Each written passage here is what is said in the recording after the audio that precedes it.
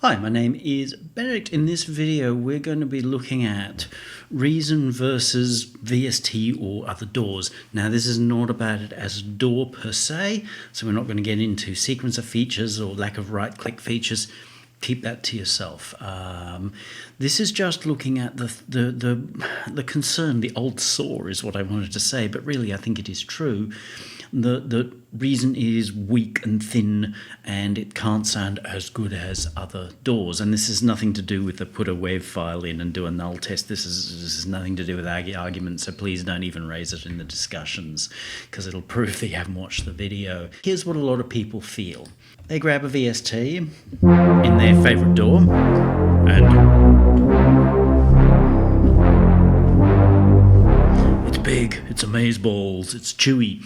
Now, I'm deliberately not showing the VST that I have used because I don't want to seem to be promoting a particular VST, but more importantly, I don't want to seem to be denigrating having a go at a particular VST, a particular developer whatsoever, because we're going to look at some of the things that are done to give you the impression of this and the inevitable problem that people face when they try to compare that with this.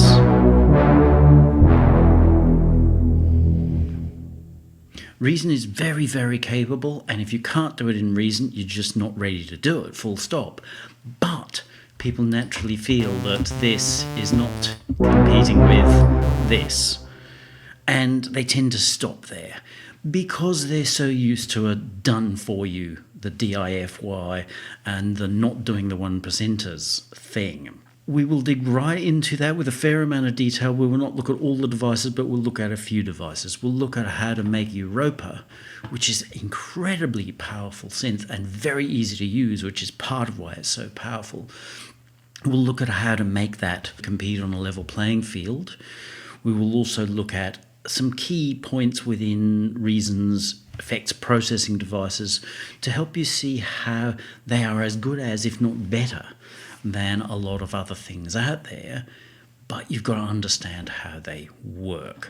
We will be working through this. So why does it seem less blamful? Well, it's a mindset setup. We've had a quick A/B to hear a VST and how it is compared to poor old pathetic Europa in Reason. Now we're going to look at, well, why does it seem that Reason is weaker than the good DAWs, the VSTs, and what have you? The real answer, people want to make a technical thing because everybody these days is obsessed with just technical stuff, as though if you manage to collect all the technical knowledge that you'll have got it, and whoosh, they've sailed right past the point. The reason that Reason appears very different is they came at it with a rather different mindset. And while some of that has been rubbed off to, I think, their detriment, that mindset was pivotal how they started and how they set things up, and mostly still stays. So you've got to understand that mindset, because otherwise you are not on a level playing field. You assume you are because, oh, Reason's a DAW and all of the others are DAWs, therefore they must be equally the same. Broken thinking. It's a mindset difference. So Reason approached the way they built their studio with workflow in mind. They weren't building it to be immediately blamful, they were building it to be efficient, effective, and to have a really good workflow that helped us get our job done. That's what a good tool does. A good tool doesn't have flashing lights just so that it can draw attention to itself. It draws attention to itself through its ability to be used easier. Now, people who don't understand that mindset will go, but, and, my comparison of blammy VST sound versus pathetic Reason sound. But that's just through not understanding that they're not on a level playing field, which we will look at in a little bit. So immediate thinking is what drives most of Dawville. And that's a problem because immediate thinking leads to face planting through not realizing what's happening, to tripping over your own feet.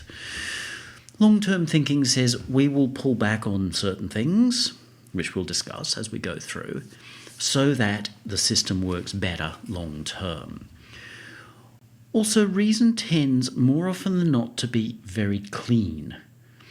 I often, somewhat jokingly, suggest that Reason is the NS10 of DAWs, as in the forward, the clean, the clear, the sort of brutally accurate of DAWs. And again, this has nothing to do with A/B tests on a wave import. It's about the bigger mindset. So any particular individual device in Reason will do its job.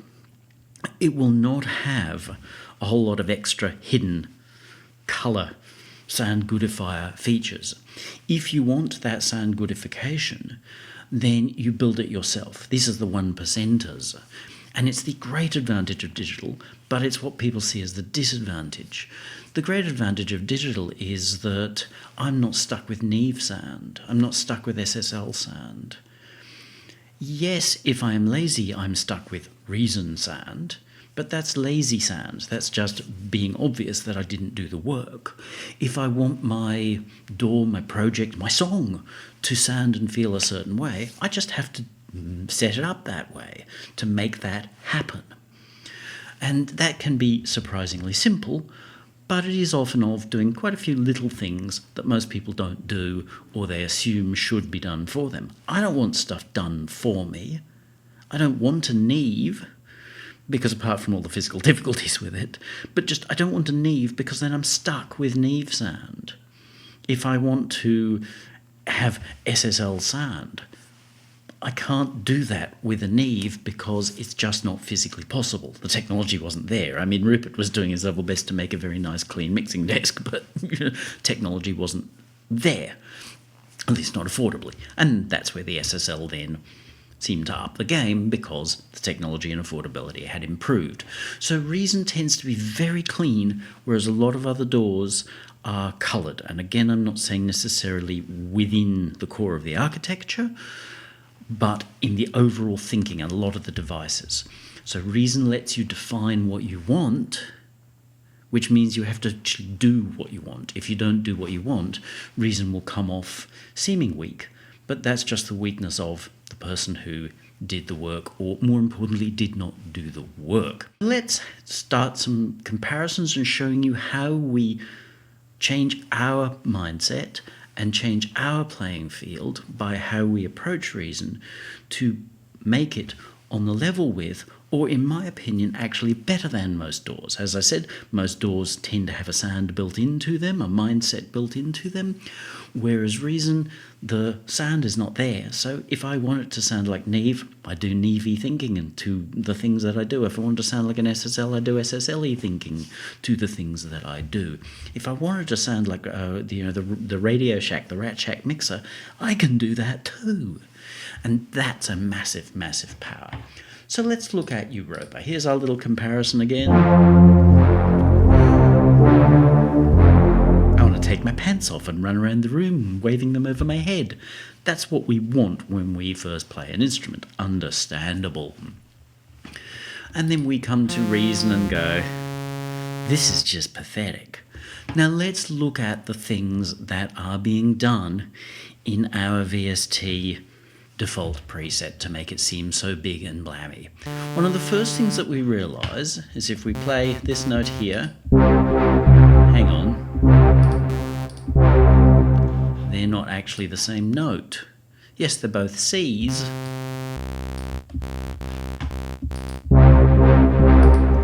a lot of VST will default to playing one octave down. If you look carefully, you can find this more often than not in some sort of setting somewhere, often on the front screen, but sometimes not, and sometimes it's just not there at all, but they often default to an octave down. This makes it seem more, simply because, well, there's more bottom end, but you're hearing more of the overtones, because obviously if we play up here, we don't hear as many of the overtones because a lot of them are going outside of the range of hearing, whereas if we play them right down here. So a lot of VST and a lot of things default to a non-standard default. Their business, that's okay, but if you think you're on a level playing field, straight away you got hooked. Also, look at this one, level. Looking at the meter up here, that meter that you see here is a VU level. And it's blowing like a bastard, isn't it? You know, we're sort of +8 VU, which means that if I was to look at the actual peak masters, which is not easy in this situation and not relevant, I would be blowing my levels. You shouldn't hopefully be hearing it as blowing, because I've got some compressor, limiter and clipping across this to stop that from happening. But the reason that Reason synths tend to sound so much lower is they're designed that a patch should be able to play 4 notes if it's a polyphonic patch and settle at around -12 dB. And as you see here with my 4 keys pressed, this is sort of about -14. And that's without a filter in or anything like that. Once we put in a 24 dB filter, that will raise the levels because that's what they do. So that's a massive difference. This has no standard other than be as loud as you can get away with, even if it's actually clipping and distorting like a bastard. Poor standard, because as soon as we put a second instrument in against our first one that's already blowing the levels, we've now got a massive problem. We have got an arms race. This town ain't big enough for the two of us. One of us needs to die. And invariably what happens there is the user is the one who dies because they're not prepared to let go of from that sound on its own, not realizing that the sound now as we're composing, the levels now as we're composing, don't define the levels later. It's not like we need to worry about signal-to-noise ratio as a general rule in the digital world. Thank you, Mr. Digital, winning. So, firstly, we have to look at making sure that we're on a level playing field with our oscillator tuning and our level. Oh, that sounds more like they could be sort of the same thing. Another common tricky trick with modern synthesizers, including those supposedly emulating a Jupiter, Juno, what have you, is that they commonly use detune and stereo spread.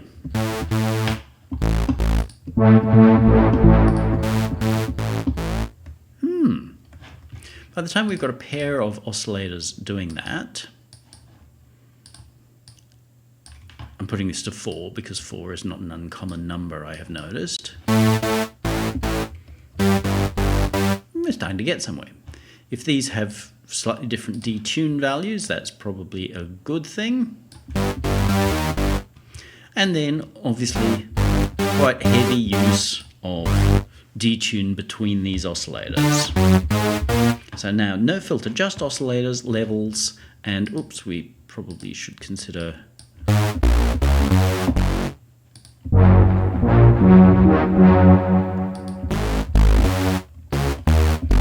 we're getting into the same sort of territory. Obviously, that VST has a pile of effects and probably some processing on it as well.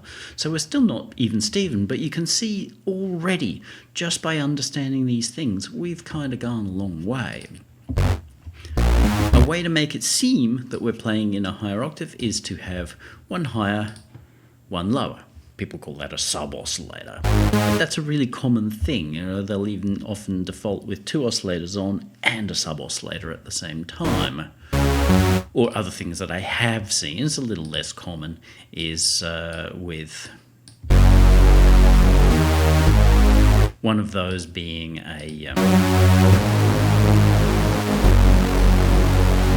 pulse width modulation.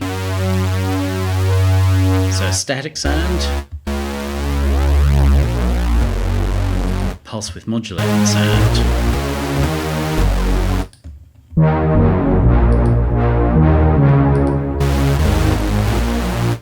Now who's starting to win?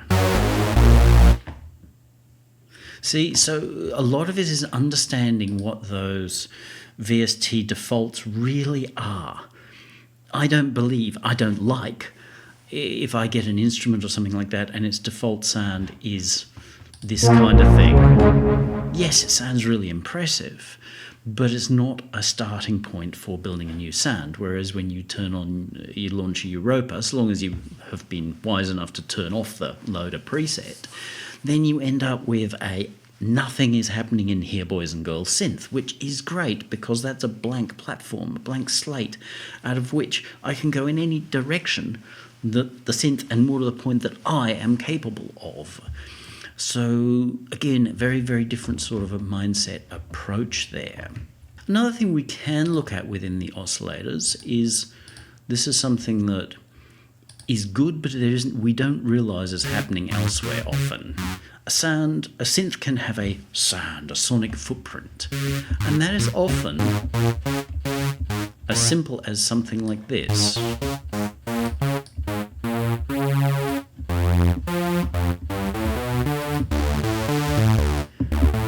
Adding or subtracting something to the way that it sounds. So see, now we've changed the timbre of our instrument.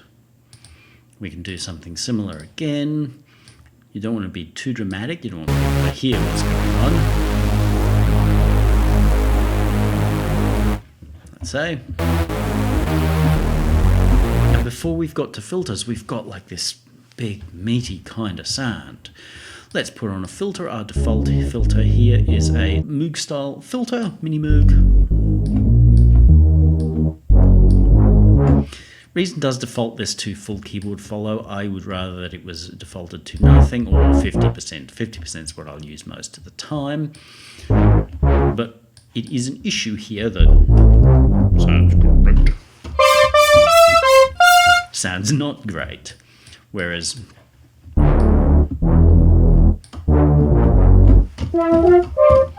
sounds much nicer. So you've got to understand what things are doing. Now, this is a universal thing, but some filters are designed that the one that you get to start with doesn't do this.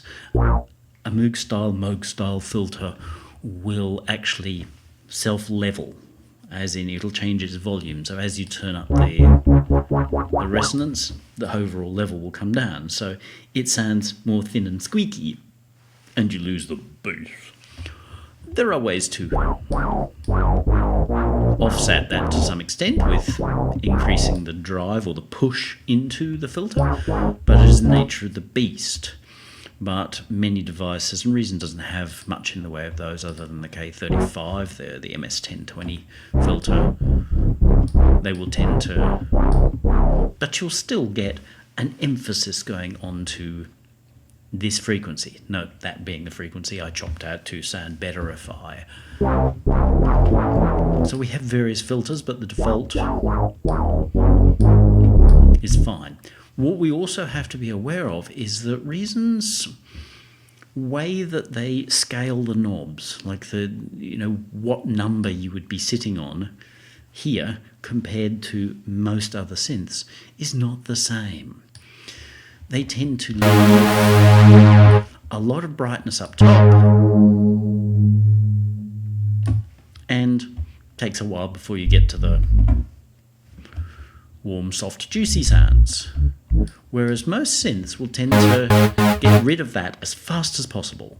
So by the time you've got to here, it's sounding more like here. So you go to a synth and you go, okay, well, I'll put the knobs in the same position, and you go, oh, the Reason sound is just like it's. But you haven't actually put them in the same position. Now, if you get smarter about it and go, okay, well, I'll see, it reads that number here, so I'll put that number onto my Reason, and you might find that you're there, but it'll still not tend to sound the same. There is just something about Reason. One of those things is that I kind of have the sneaky feeling that a lot of other DAWs and VST in general roll out certain frequencies. As you see, I've picked one of what I believe to be one of the magic let's get rid of that frequencies, somewhere probably around the, I don't think this tells us, no, but it's probably somewhere around the 3.5K. I also believe that it's pretty common that they roll off the very high highs. So there's sort of 15 or above, I think they're probably commonly rolled off, especially on anything that's claiming analoginess. So again, not level playing field, whereas Reason is presenting as the sort of NS10 of things. If I want those things and they've been gotten rid of, then I have to EQ them back in. And EQing back in something that was removed is never the same as it having been there in the first place. Linearity is, well, it's brutally linear, not uncomfortable, but it's a thing that we can change far better than something that's horribly unlinear and try to force it to become linear again, especially if we don't realise that the non-linearity is there. I'm talking mostly in terms of like EQ plots here. So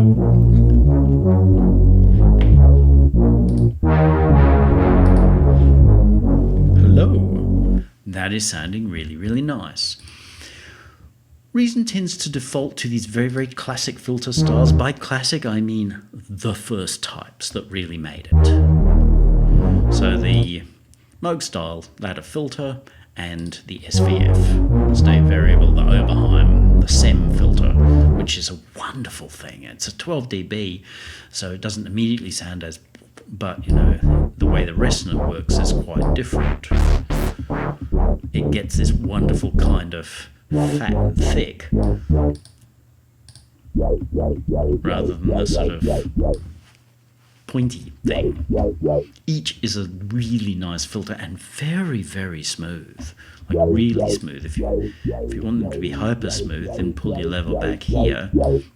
If you want to push them harder, then you can do that as well. Again, note, this doesn't go straight to the top. You know, it leaves a lot of space. Part of the reason it leaves an awful lot of space and the numbers are a bit strange on Europa is because it's capable of so many other things and it's capable of creating wildly varying levels depending upon what you've done. But there are also these ones here. So the MFB, not very well explained, but I realised after a bit what this is. At least my understanding of this is it doesn't like much drive going into it. I believe this is a Roland style filter, the Curtis chip. So that was found on lots of the famous 80s Roland gear and of course the Prophet 5s and the like. The Curtis chip was the filter, and my EMU Emax 1 had a Curtis chip. It just didn't feel remotely like what we expected. No doubt there were ways to finesse and what have you, but EMU was always famous for its filters. They actually apologised with their first digital filter on the Emax 2, but I can tell you that once I got over the fact that it wasn't as chunky, and that chunkiness was a problem on the Emax 1 often, the Emax 2 digital filter was so versatile. It was more versatile than the E1. So we're getting a really lovely comparable sort of a sound now without effects. We're not going to look into effects on this because we're going to look at them a little bit later. Now, another thing that's increasingly happening with synths is some kind of randomization. So we can take a random and randomize something. Now, we don't want to be too dramatic about that. I do think that Reason suffers here a little bit from, in the newer style matrix, that 5 tends to be too much a lot of the time, so 3 or 4. Now I can apply that to both, or if I really want to be serious, I can apply a different random generator, so we're generating 2 different numbers here. And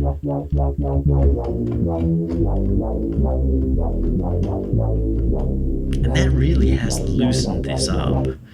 Let's just allow a little bit of the old AB here, so we'll mod wheel them. So you can see what's going on. Hear how that loosens up, becomes more analogy,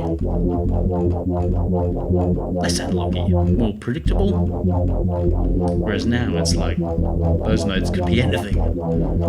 Close enough that we're not like they're out of tune per se, although if we're inside a piece they might be, but enough that we really get that sense of, oh, every hit's a little different.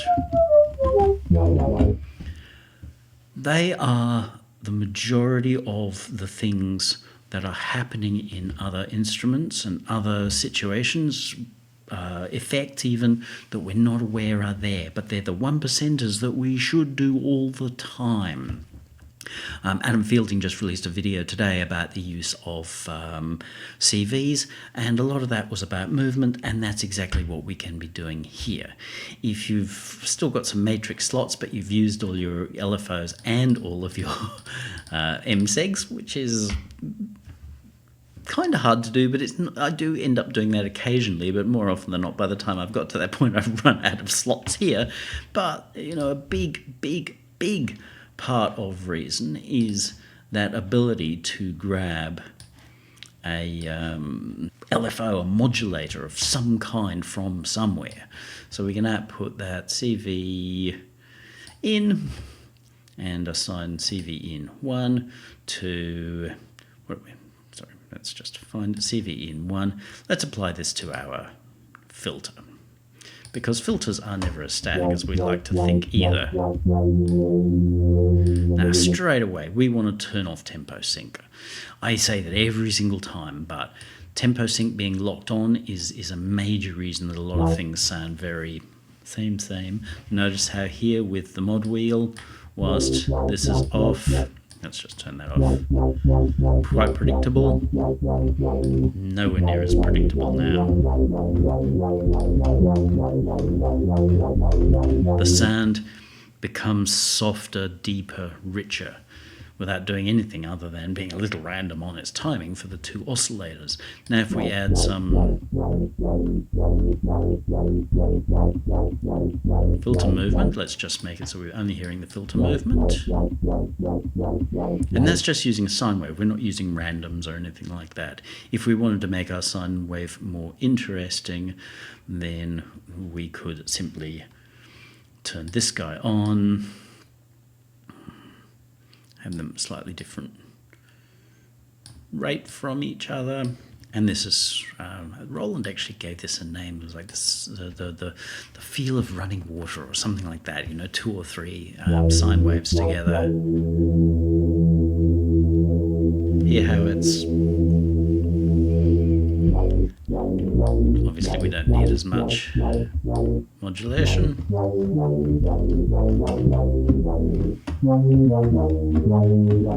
And if you don't think that's lovely, then, well, I don't know, that's up to you. I'm not showing off my sound design skills, we're simply looking at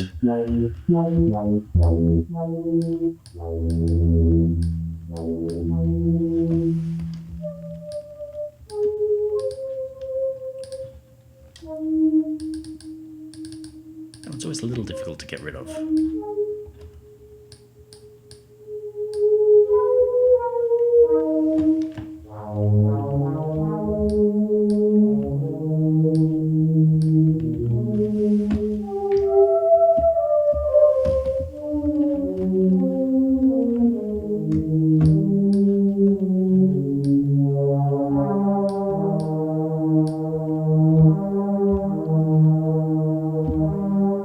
Starting to feel very Gary Newman, boys and girls.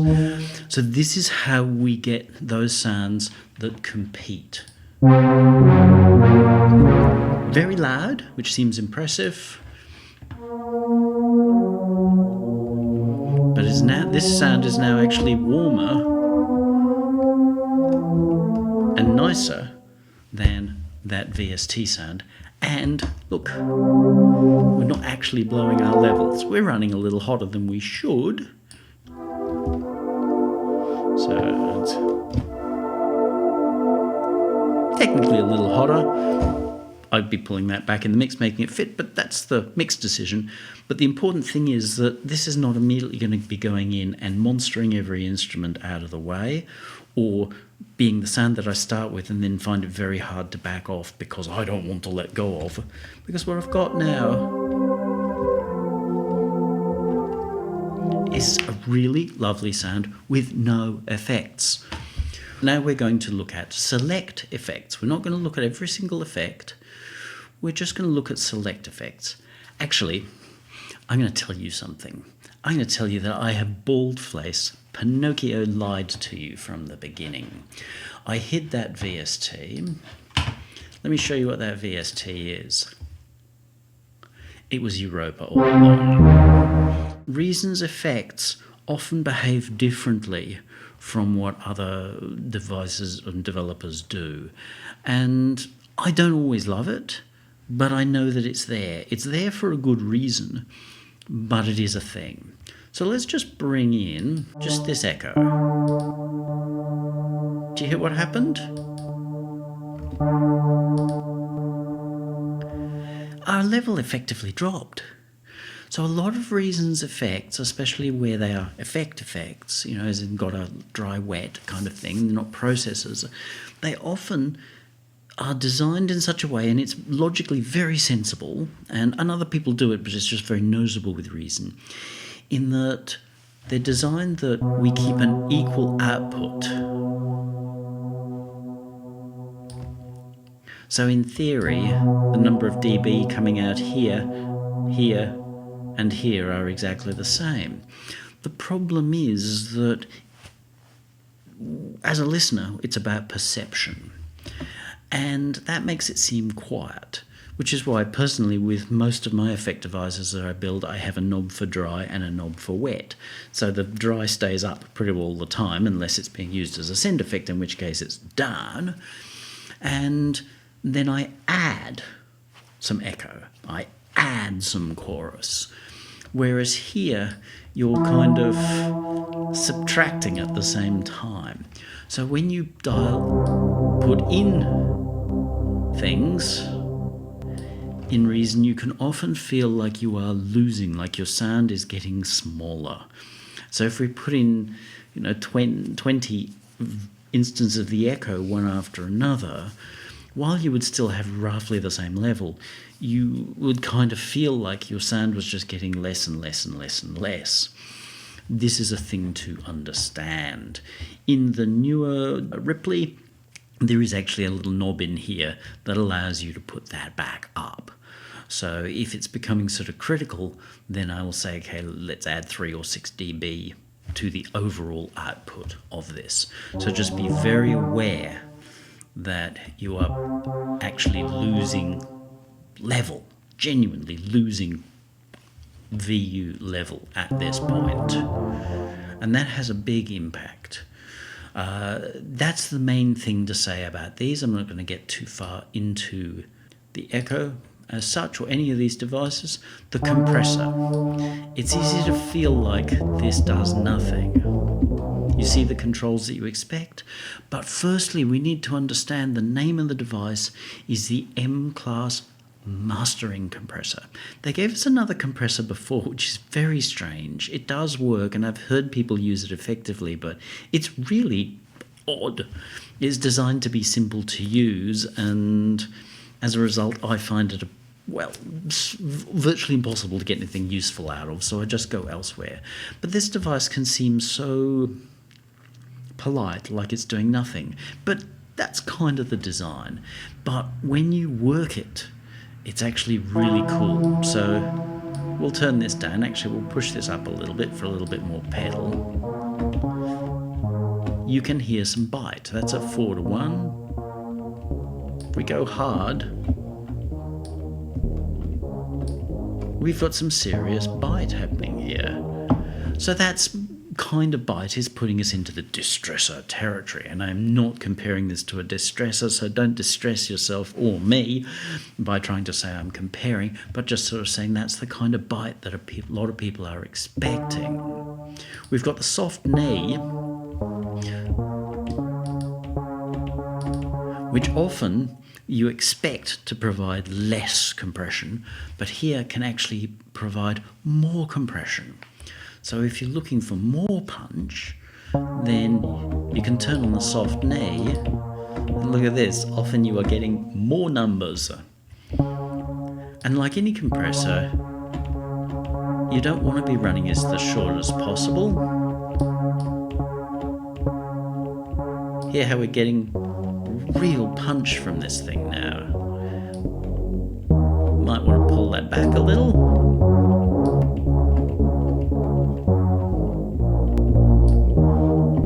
We've now got real punch. Okay, I did manage to push the levels up there.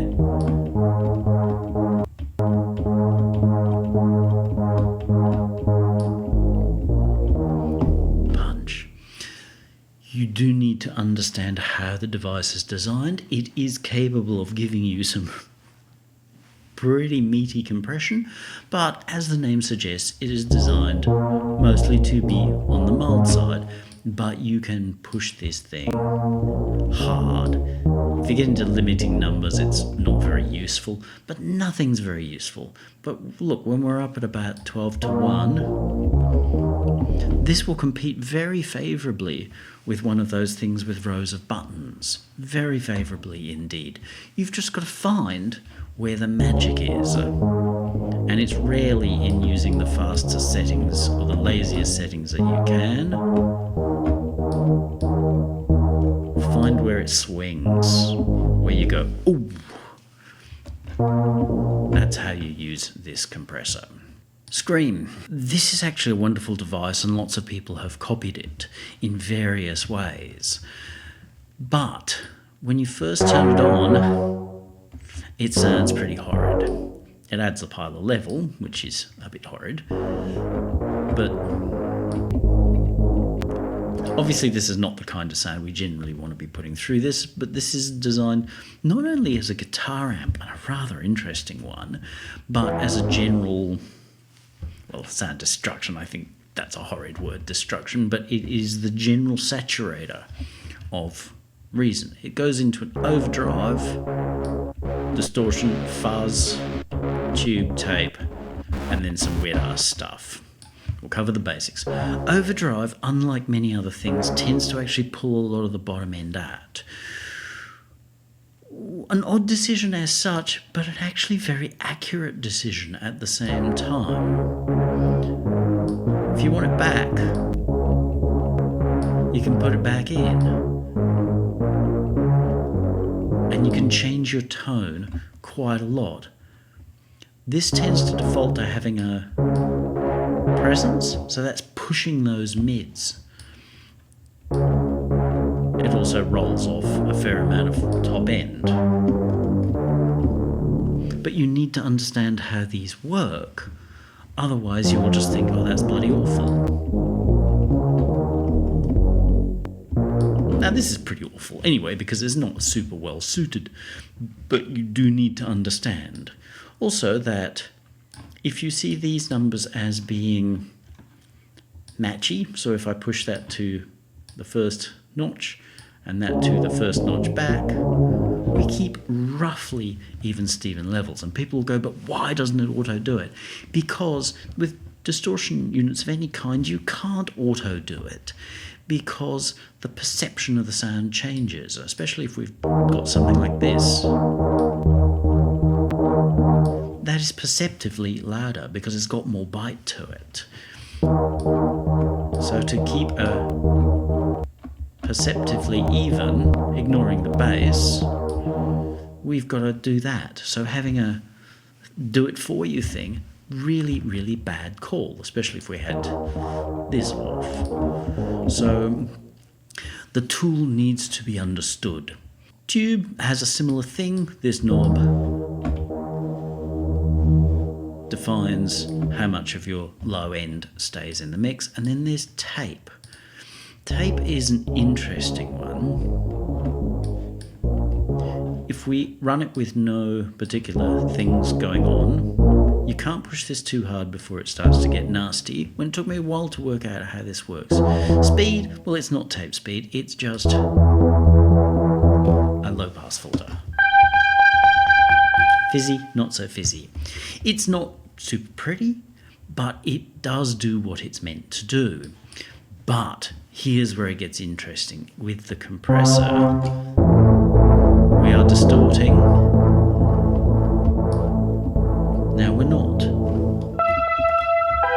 A lot of that fizzy is not there, even though we've got our filter fully open.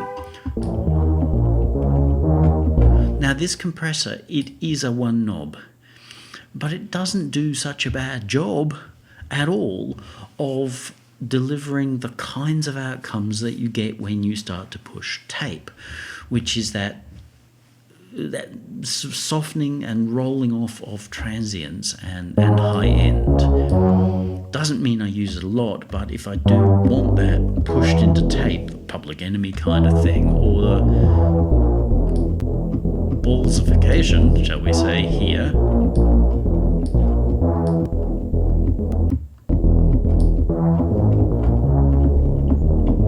it works really, really well. There's no wow and flutter, but you can bring that in. The echo, we're going to want to turn this down to as little as possible, turn off feedback, generally speaking. Use wobble. We can hear that it's moving. If we want it to move a little bit more freely, yes, we're adding 8 milliseconds.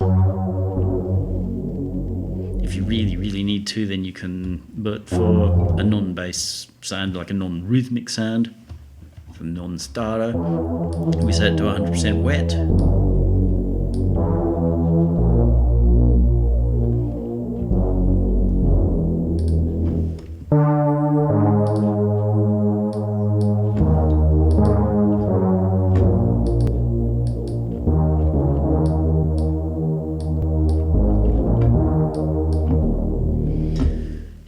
Heavy tape processing, so it is all very, very doable. The EQ in Reason, this is not my favorite EQ by a fair shot, but there is nothing wrong with it. It sounds as good or bad. But when you first turn it in, kind of sounds not very nice. For some reason, they've defaulted to very surgical, probably because as a mastering EQ, they figured people were going to want to have some broad curves and some very pointy curves. So your pointy curves are quite pointy, but that doesn't mean you're stuck with them. Here is the same thing as a broad.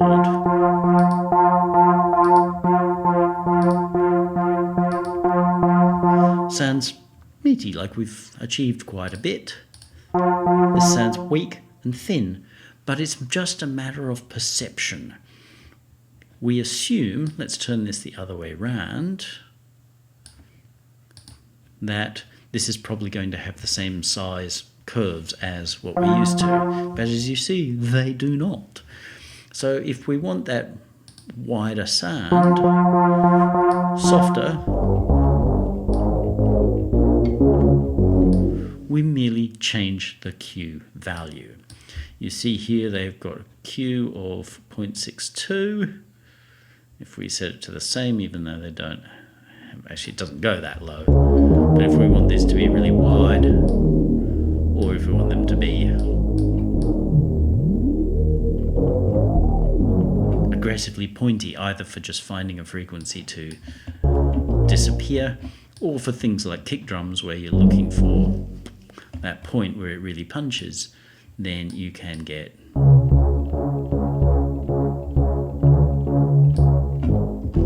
really pointy. It's just a different workflow mindset. There is nothing to stop you from putting 10 of these in a row. Also, you can't drag the points, which I actually think is kind of a good thing. But nonetheless, the EQ, there is nothing wrong with it whatsoever. It's a very honest, very clean, very perfect EQ. If you want something that seems a little bit more desky, then just use the other one, which is the SSL style pulled into a thing. But people will tend to reach the M class and just not understand it. The other one is the maximizer. This is the final one I'm going to cover. They don't understand how it works. One of the problems is that using a limiter across a mix is not really what you want to do, because compressors, despite what some doofus tried to shout at me online for, are designed to make things quieter. Think about it. What does it do? It compresses level. Therefore, a compressor makes things quieter. Yes, Captain Obvious, you can then turn things up. But when we're at the point of the final countdown, we can't really turn things up because there's no up to go to.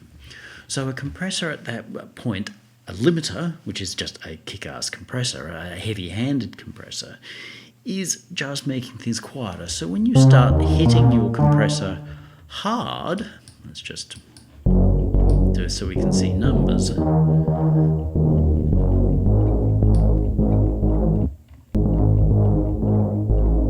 While we get a certain kind of OTT sort of feel, and this is only a single sound, you can use this if you want.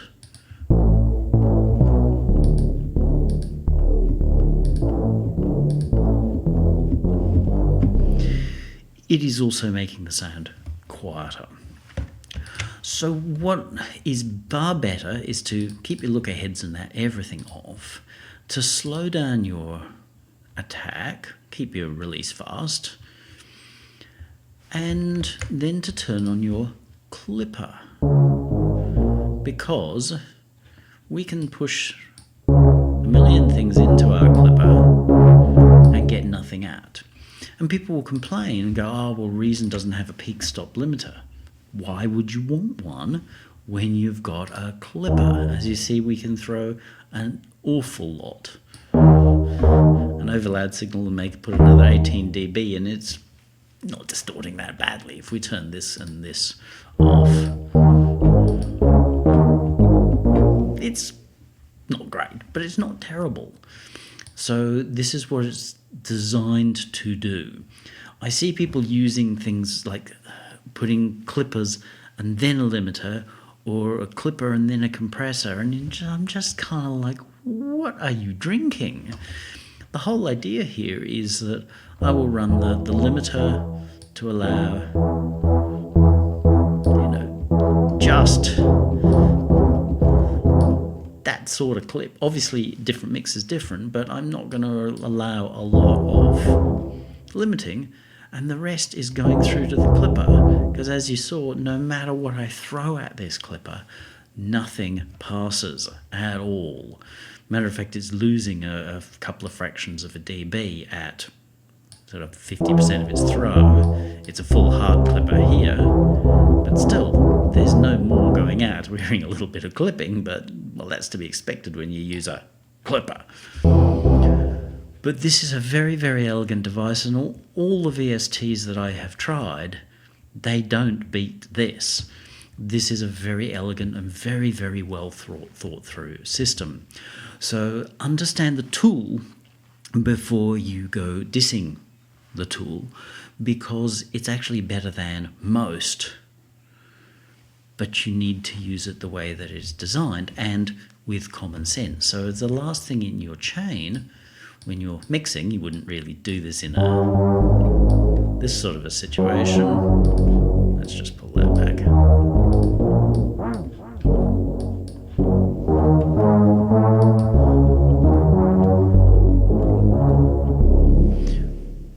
That sounds as, I don't know what it sounds like in speakers, because obviously in headphones it's a little different, but that's as good as anything out there. Absolutely as good as anything out there.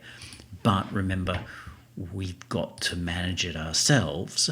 So again, Reason, it's not an even playing field, because Reason designed themselves to think and act with what is the right playing field. They set things up in such a way as this is going to be very effective and efficient to use. You're not going to start mixing with your very first sound having blown your masters before you've played a note, because that is dumb. I mean, if you walked into a session with a reasonable quality mixing engineer and they brought the first sound up at like plus 14 dB, you got to think there's something wrong with this cat. There really is. he should be bringing that up at somewhere around minus 12 dB, whatever his way of working is. Because if the cat's pulling it up at plus 14 dB, already blowing his masters, already pushing into a limiter, that mix is going to be an absolute disaster. He's going to do things like having his master level down here. You see it where people have got mixers and they've got like this sort of stuff, and you're like, can I go now? Can I get my money back? Because that's just seriously not how it happens. When I get to the end of a mix, it's not uncommon for everything to sit here because I've managed most of my levels here. But, you know, if I'm sitting like this, okay, that's cool. And then the masters are for fading. That's why they call them faders. They don't call them set the levelers. This is called a gain or a trim because guess what? That's the set the leveler knob. And most DAWs don't have one of those, which is just, again, as I say, not level playing field because Reason is designed in such a way that it was more well thought through. But you have to understand that. You need to know your craft to really get that. But once you do the work, and just really notice here how Europa came alive. If we get rid of all the effects and turn off our randomization, we've got a good sound already. But if we do the extra 1%ers of putting in the randomization, and we will consider these carefully considered effects. Okay, we're running too loud, we really are. But I was proving the point that we can do all of this in here. If that was my final mix, this was the only thing in here, and I wanted this to be, you know, March of the Overbearing Bastard. We're getting there. And there's nothing to stop us from doing that in Reason. We just need to know our craft. And we don't learn our craft through just watching a few random YouTube tuts, where if really what they're trying to do is sell you something, either their course or a VST of some kind. Commonly I refer to them as BSTs. Or they're just trying to get somebody's attention. It's like, look at me, I can mix. And they're proving their ability to mix by just retreading the usual 10 tips and tricks trash and proving, like I say with a guy who comes in and his first sound that he puts up in the mix is plus 14 dB. It's just, they're just proving that they're not ready. But too many people watch them and go, well, this is how the craft works. It's like, this ain't how Kraftwerk works at all. Go listen to a Kraftwerk record and you will hear that the craft is working well. So if you would like help to learn under somebody who knows what they're doing, or to have the work done for you, to have me help with mixing and mastering your record, reach out. If you want to ask questions about this, down below, don't send me private messages to ask questions about this because I will probably just blow you off because it's a public question. Ask it in public. If you don't want people to see that you don't know how to do everything, then either stop advertising yourself as a mix engineer or hire me to help you learn these things. There's public work, there's private work. Alrighty, get out there. You have a good day now.